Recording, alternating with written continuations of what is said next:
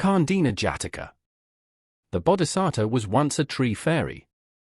When farmers' crops were growing, the deer living around villages would flee deep into the forest to avoid the danger from traps and guards. One year a stag who lived in the forest year-round fell in love with a village-dwelling doe and wanted to join her when she returned home after the harvest.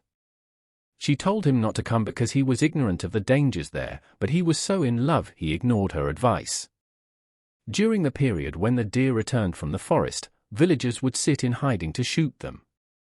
As the couple walked along a road, the doe smelled the scent of a human. Suspecting that a hunter lay in ambush up ahead, she let the stag walk well in front of her.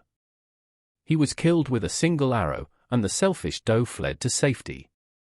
Later, the Bodhisattva discussed these events with the other fairies, explaining that passion begins as bliss but ends in suffering, and a man who falls under a woman's sway is a fool. In the lifetime of the Buddha, one of the Buddha's junior disciples always received poor food, lumpy gruel with stale or rotting ingredients and dried or burnt sprouts, and he did not get enough to stay healthy.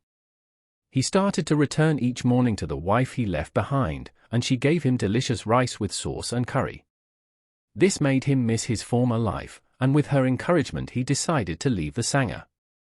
The two deer were earlier births of this disciple and his wife, and the Buddha told him this story so he knew that his wife had once caused his death in the past. This convinced him to remain a disciple.